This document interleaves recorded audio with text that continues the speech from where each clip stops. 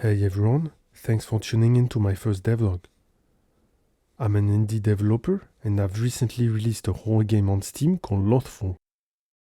Lothful is a PS1 style horror game with a story about being trapped in a virtual world. And if you're curious or interested about it, you can check out its trailer in the description. Anyways, I learned a lot while working on it and I wanted to use this knowledge to step up and create a better horror experience and share it through a devlog. Fast forward a few months, and now I'm excited to unveil the newest project I've been working on, which is called FESTERED. By the way, the game already has a Steam page up and running, and it would help a lot if you wishlisted it. The link is in the description. It will also be a PS1 style horror game, and in this devlog series, I'll share my progress, discuss my vision, and give you an inside look at the development process. So if you have any feedback or ideas, do not hesitate to post them in the comment section, and let's get started.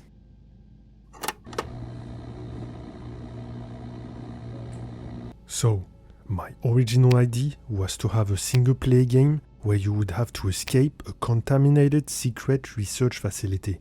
I wanted the facility to be split into two different sections. The first section would be the unsafe and dangerous part of the facility. And the second section would be the only safe place in the game, a control room.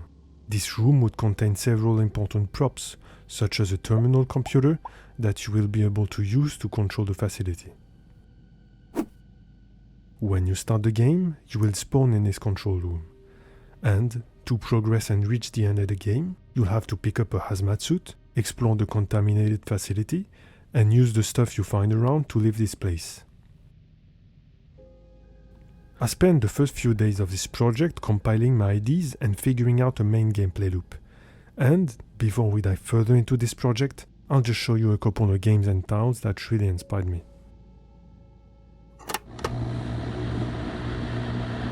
Firstly, we have Non-Massacre for its simple gameplay loop of picking up items, figuring out where to use them, along with the roaming AI, low poly graphics, and permadeath.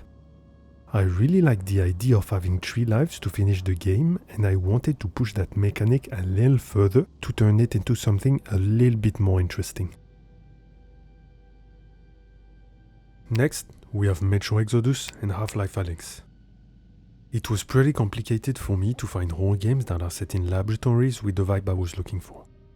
Thankfully, despite them not really being horror games, both of these games have some section with some great vibe and environment I can take inspiration from. I also was inspired by Alien Isolation for multiple things, such as its tension, the very impressive AI system, and some gameplay mechanics such as the electricity rerouting system. And lastly, GTFO. I needed some inspiration for multiple UI things, such as the terminal in the control room, the hazmat suits, and many more. And I felt like GTFO's UI design were the perfect base to work upon and improve to make them fit into my game.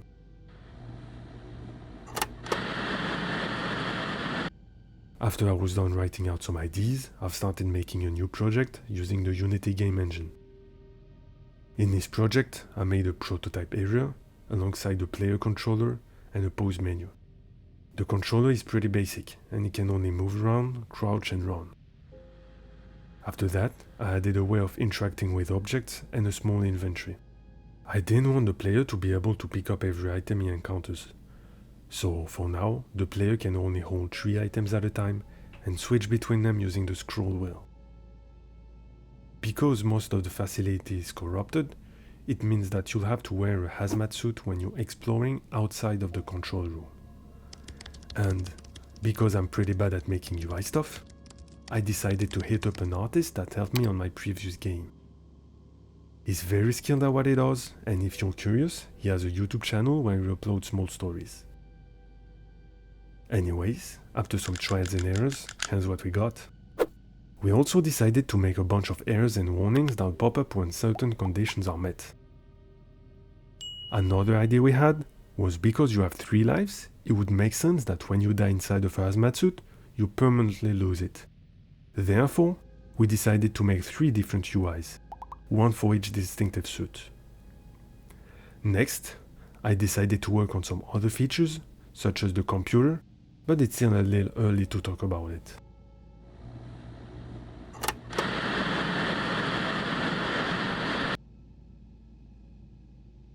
After being done with the annoying stuff, I could finally get started on making the environment of the game.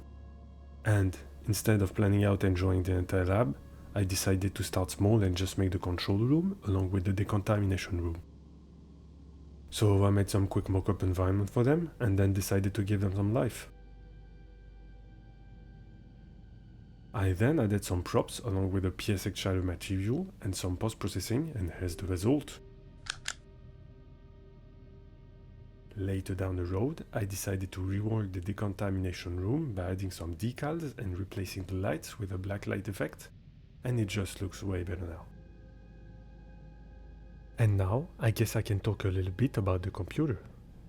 When I was making the game, I had to think of a reason of why would the player want to go back to the control room other than recover oxygen. And that's when I came up with the idea of having a computer that can interact with the facility. In the future, you'll be able to read documents, open doors, download files, rewire electricity in a similar way to alien isolation, and more. But for now, all I did was some basic introduction the first time you boot up the computer.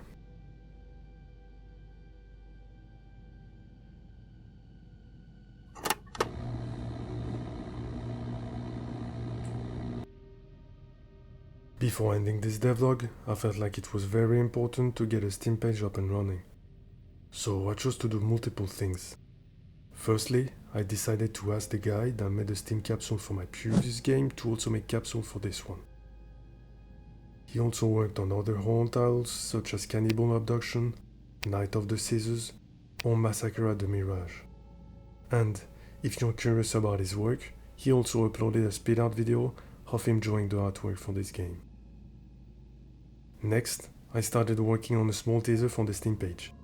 And if you want to check it out, you can just click the link in the description. I also had to write the description for the game as well as taking screenshots, and here's the almost finished page. Also, if you have any feedback, question or ideas, you can either write a message in the comment section or just shoot me a DM. Anyways, thanks for sticking around, please consider wishlisting FESTERED on Steam, and thank you for showing interest in my devlog and my brand new game.